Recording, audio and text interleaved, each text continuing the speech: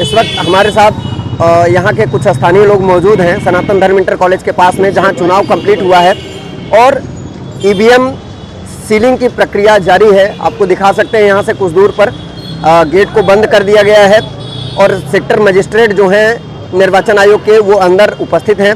वहाँ पर सीलिंग की प्रक्रिया लगातार जारी है और प्रशासन कुछ देर पहले यहाँ पूरा ये एरिया खाली दिखता था, लेकिन अभी फिर एक बार लोगों की यहाँ पर भरमार हो चुकी है। इस बीच हमारे साथ कुछ यहाँ के स्थानीय लोग जुड़े हैं, हम उनसे बात करेंगे कि आज का ये जो चुनाव हुआ है, निकाय चुनाव, शहर की सरकार, हमारा जो मुख्य नारा रहा है शुरू से ही, जब से चुनावी प्रक्रिया शुरू हुई तब से हम लगातार सभी वार्डों में जाकर के आपको दिखाते रहे हैं कि किस तरीके से शहर की सरकार बनाने में शहर के लोगों की क्या व्यवस्था रही है, कितनी उनकी जिम्मेदारी रही है, कितनी जिम्मेदारी के साथ उन्होंने अपने कार्य का निर्वहन किया है, ये सभी जानकारी लेंगे। सबसे पहले हमारे साथ जुड़ रहे हैं भाई साहब, क्या नाम है? हमारा नाम मोहम्मद सादिक खान। सादिक जी, ये बताइए कि क्या अहम भूमिका रही है आज के चुनाव? सर, आज की ये था कि लोगों के अंदर जो जागरूक हमने देखा पहली बार कि बढ़ चढ़ के वोट देने का, बहुत बढ़िया वोट लोगों ने दिया। लगभग क्या अंदाजा है कि कहां तक पहुंचा होगा चुनाव का जो आंकड़ा है? देखिए सर, कुछ के इसके बारे में तो कुछ बता नहीं सकते, लेकिन फाइट बहुत बढ़िया दो आदमी में हम देख रहे हैं। कौन कौन? एक हैं आपके अंकित यादव, दूसरे हैं रविकांत विश्वकर्मा, और तीसरे पे हमें उम्मीद है ये आनंद राज, बीजेपी के। जी, भारतीय जनता पार्टी के। क्या कितने शांतिपूर्ण ढंग से यहाँ का चुनाव ये संपन्न हुआ है? क्योंकि लगातार ये संवेदनशील रहा है, सभी चुनावों में इस ये जो बूथ है इसको संवेदनशील माना जाता है। वाराणसी के महमूदगंज तुलसीपुर में जो निवेदिता बूथ है उसे भी संवेदनशील माना जाता है। तो कहाँ तक, कितने शांतिपूर्ण ढंग से और कैसे यहाँ का कार्यक्रम आज का संपन्न? सर, यहाँ पे कानून व्यवस्था बहुत बेहतरीन थी, टाइट थी। प्रशासन ने भरपूर जनता का सहयोग किया, धारा 144 का सबने पालन किया और लोगों ने भी देखा कि प्रशासन हमारे साथ है, इसीलिए बढ़ चढ़ कर लोगों ने वोट भी दिया और सबका साथ सबका विकास भी चल रहा है। इतनी टाइम हर आदमी खुशी खुशी वोट दे रहा है और एंजॉय भी करते हुए चला आ रहा है। अच्छा, ये बताइए, एक चीज़ आपसे और जानना चाहेंगे कि जो रिपोर्ट निकल के आएगी वो तो 13 तारीख को फैसला आएगा कि फैसला किसके हक में जा रहा है, लेकिन क्या उम्मीद है आपको? क्या लग रहा है कि किसकी सरकार होगी, शहर की सरकार किसकी होगी? सर देखिए, ये तो बता नहीं सकते हैं, इसलिए कि वो 13 तारीख को समझ में आएगा, लेकिन हम लोगों का जहाँ तक आंकड़ा है, दो आदमी के एकदम सीट पे एक ही होगा ना सरकार? दो में तो कोई एक होगा, लेकिन निर्णय सर वही बता दूंगा 13 तारीख को। आपको पता है? नहीं पता, कोई नहीं जान सकता, इसलिए कि फाइट दो ही आदमी की हम लोग यहाँ देख रहे, इसलिए कि पूरी नज़र हम लोगों की आम जनता के ऊपर थी यहाँ वार्ड नंबर 82 पे।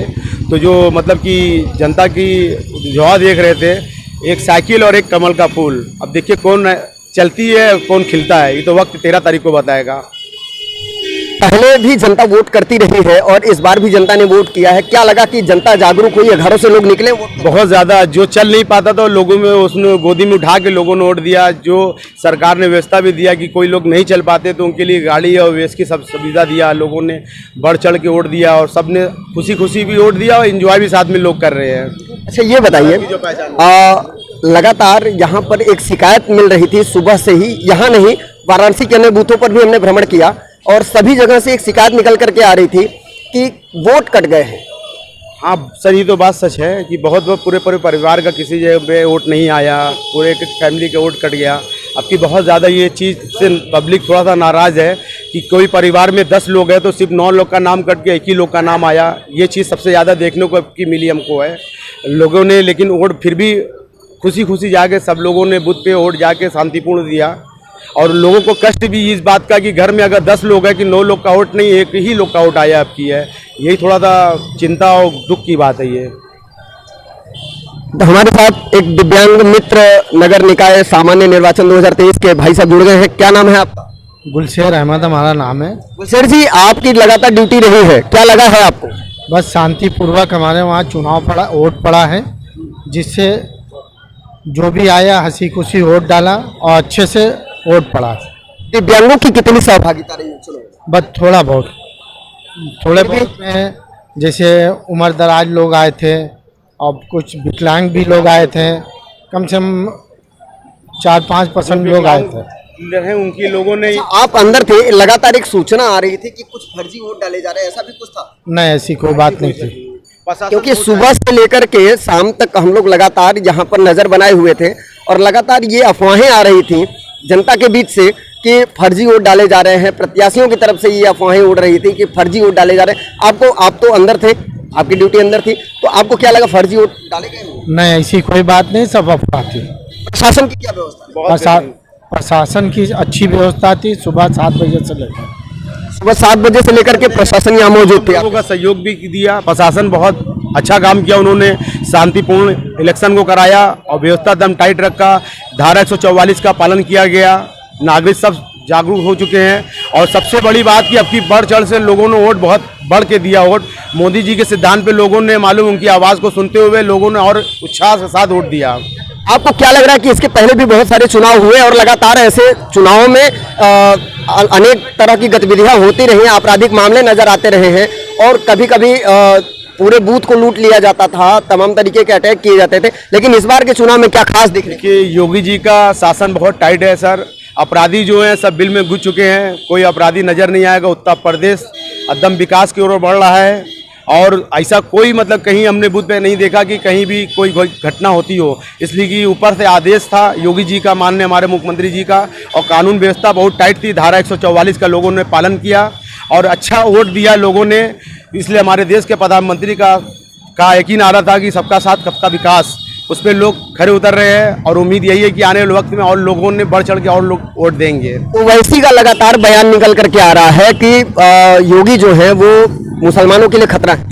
ऐसी कोई बात नहीं है, हम लोगों को जनरल नॉलेज में नहीं है, कोई अफवाह उड़ा रहा तो उड़ा रहा है, लेकिन हमारे उत्तर प्रदेश खास करके हम काशी के रहने वाले, हम लोगों को तो ऐसा देखा ही नहीं। हम लोगों को सबका साथ सबका विकास नजर आ रहा है। बहुत ही योग हम लोगों ने पालन भी किया और उसका बेनिफिट भी हम लोग को मिल रहा है। बहुत सारा लाभ, सबसे ज़्यादा बात की जाए योजनाओं की, सरकार की योजनाओं की, तो मुस्लिम समुदाय 90% मुस्लिम समुदाय ने उसका लाभ लिया है। अभी तक जो आंकड़े निकल करके आ रहे हैं सरकार की तरफ से, वो आंकड़े ये आ रहे हैं कि 90% मुसलमानों ने सरकार की योजनाओं का लाभ लिया है और ले रहे हैं। उसके बावजूद भी ओवैसी कह रहे हैं कि उत्तर प्रदेश में मुसलमानों के लिए खतरा है। सर इसके बारे में तो इतने हम ऊंचे पे नहीं जा सकते, लेकिन हमने जैसे हमारे मोदी जी ने एक आयुष्मान कार्ड बनवाया, कुछ दिन पहले हमारा ऑपरेशन हुआ था उसी आधार पे हम तो देखने में आपको सुंदर लग रहे हैं खाकी पहने, लेकिन फिर भी मालूम है हम लोग काम धंधे करने वाले आदमी हैं। उन्हीं की वजह से हमारा ऑपरेशन भी हुआ और ख़ास करके मतलब कि बहुत सहयोग कर रहा है उन्होंने, मतलब मुस्लिम लोगों के लिए।